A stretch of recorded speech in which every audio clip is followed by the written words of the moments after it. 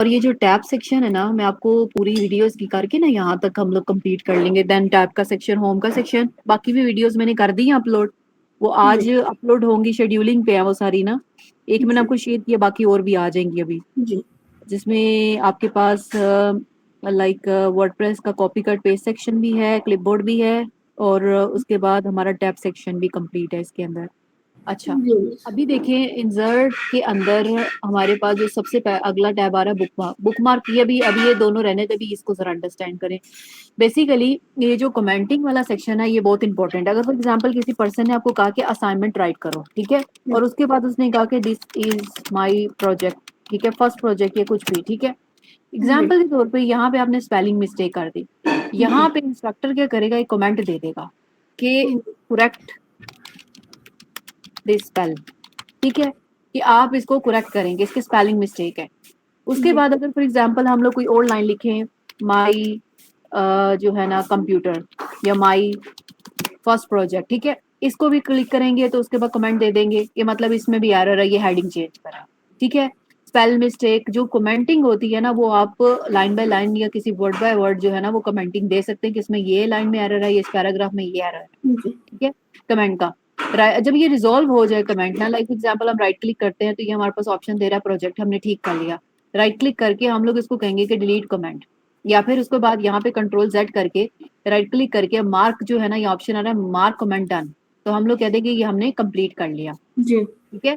फिर उसके बाद अगर कोई वो जो भी इसने यहाँ पे चेंजिंग कही तो फिर हमने इसको राइट क्लिक करके मार्क कमेंट डन, ठीक हो जी गया। और हम इसको डायरेक्ट राइट क्लिक करके डिलीट भी कर सकते हैं कमेंट को, और मार्क भी कर सकते हैं, और रिप्लाई भी कर सकते हैं कि हमारे पास यस आई हैव डन, ठीक है। मैंने उसको बोला कि आई हैव डन, मतलब कि कमेंट जो मैंने उसको ऊपर टीचर ने दिया था उसको मैंने कह दिया कि मैंने कंप्लीट कर दिया, इसमें जो इशू दे रहा था वो जी क्लियर। ये जी कमेंट का सेक्शन है।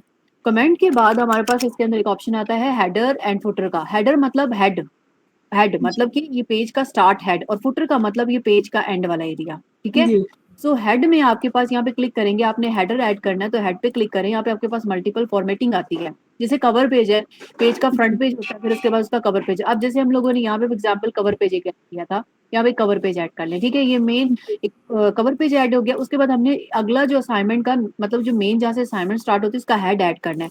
हेड पे लिखेंगे यानी हमने उसका टॉपिक ऐड करना है, ये हमारा मेन जो टॉपिक है क्या चीज है। फॉर एग्जाम्पल की कहते हैं कि कंप्यूटर फर्स्ट असाइनमेंट, ठीक है, कंप्यूटर की पहली असाइनमेंट है ये, ठीक है। और इसके अंदर हम लोग क्लिक करके इसको ओके करेंगे, यहाँ डबल क्लिक कर देंगे तो ये ऊपर आपका, अब ये हेडर जो है ना आपके हर पेज पे आएगा। फॉर एग्जांपल यहाँ पे हम लोग एक इंसर्ट पे आके एक ब्लैंक पेज आगे ऐड करते तो आगे भी हेडर ऐड हो जाएगा, मतलब कि ये हेडर जो सेक्शन है ये आपके ओवरऑल असाइनमेंट के मेन हेड पेज पे सेक्शन पे आएगा आपके पास, सही जी है। जो भी आप लिखेंगे इसको एडिट करना होगा तो डबल क्लिक करेंगे, तो डबल क्लिक करके आप इसको उस पर बोल्ड करना होगा, अटैलिक करना होगा, अंडरलाइन करना होगा, या फिर कोई जी टेक्स्ट के साइजेस इंक्रीज करने होंगे, कलर चेंज इसको हम करना होगा, सब फॉर्मेटिंग कर कुछ सकते हैं डबल क्लिक करके। डबल क्लिक करके, राइट, और डबल क्लिक करके ही बाहर हम इधर आ सकते हैं, एंटर कर सकते हैं, ठीक है। जो आपने चेंज किया होगा वो आगे भी ऐड हो जाएगा। क्लियर हेडर सेक्शन और जी साथ में कमेंट सेक्शन। जी मिस।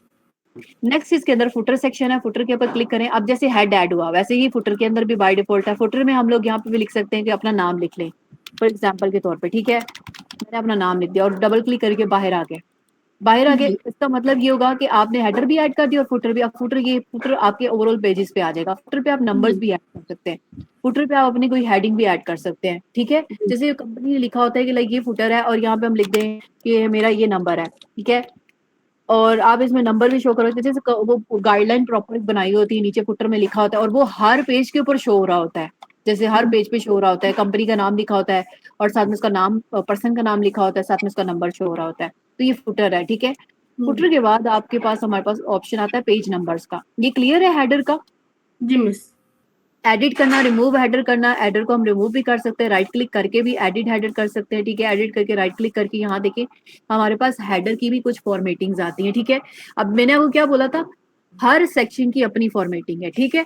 अब मैंने ये क्लिक किया, ये देखिए ये हमने कल भी स्टडी किया था जिसमें टेक्स्ट लिखा होता है, ये सारी टेक्स्ट की फॉर्मेटिंग उसने शो करवाई है, ठीक है। जी डिजाइन में आ जाए तो डिजाइन के अंदर हेडर फुटर पेज नंबर, ये वही चीज इंसर्ट में भी आ रही है, इसमें हमारे पास क्या कहते हैं कि हेडर के अंदर हम लोगों ने क्लिक किया, इसको हमने क्लोज करना है, ठीक है, हेडर को, या फिर हमने उसका प्रीवियस कोई गो टू फुटर, हमने फुटर पे जाना है तो हम फुटर पे आ जाएंगे, गो टू हेडर, हेडर पे जाना है, प्रीवियस करें, नेक्स्ट करें, ठीक है, वो हम लोग इस पे जा जी सकते हैं।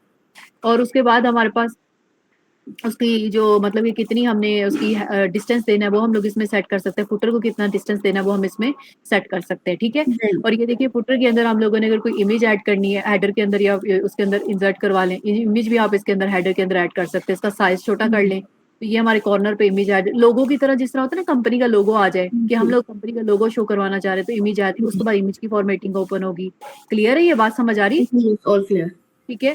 उसके बाद पिक्चर के बाद ऑनलाइन पिक्चर है, ठीक है। उसके बाद डॉक्यूमेंट इन्फॉर्मेशन या टाइम हमने ऐड करना होगा तो हम इसमें कोई टाइम ऐड भी करवा सकते हैं, ठीक है, जैसे ये टाइम आ रहा है। उसके बाद हम लोगों ने कोई इन्फॉर्मेशन यानी ऑथर का नाम या फाइल का नेम यहाँ पे शो करवाना है, कुछ भी शो करवाना है ना, तो वो भी हम इसके अंदर ऑथर का नाम, फॉर एग्जाम्पल जो भी ऑथर का नाम होगा वो हम इसमें यहाँ पे लिख सकते हैं। एचपी लिखा हुआ है यहाँ, मैं अपना नाम भी ऐड कर सकती हूँ, मतलब हेडर के अंदर भी ये ऑथर का नाम आ जाएगा।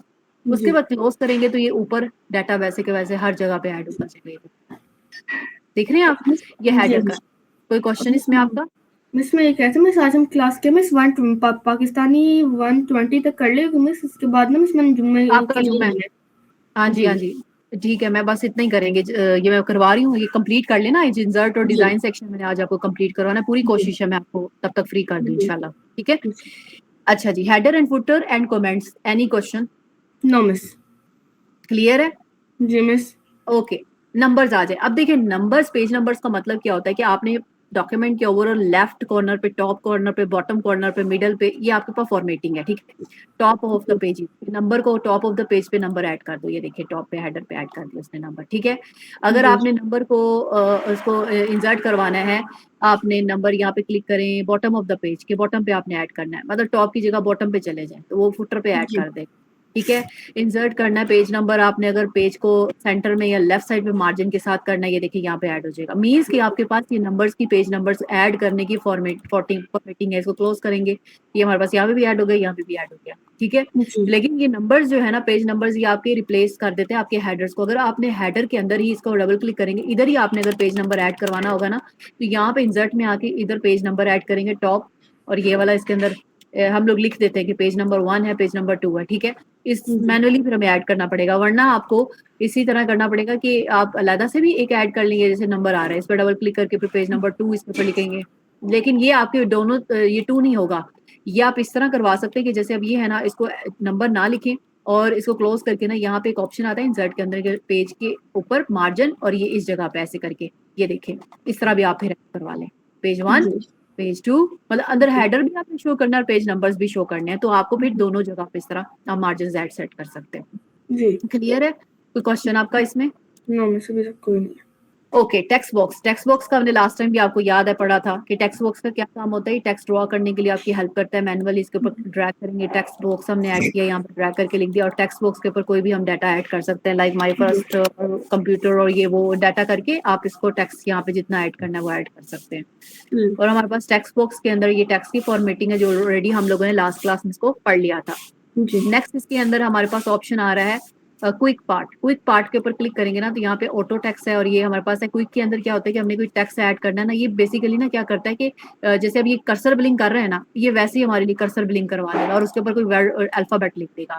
तो मीन्स के क्विक पार्ट का मतलब ये कि क्विकली मतलब कि ना टेक्स्ट ऐड कर दो। ये असल में हम लोग अभी किसमें है, अपने इसमें आ जाते हैं, ठीक है। हम लोगों ने इसके एंटर प्रेस करते हैं, यहाँ पे आ जाएं और इस जगह पे क्विक पार्ट के ऊपर दोबारा क्लिक करें तो ये देखिए ऑटोमेटिकली ये नाम ऐड कर देगा खुद ही, ठीक है। जी राइट क्लिक करते हैं, इसको भी कट कर देते हैं।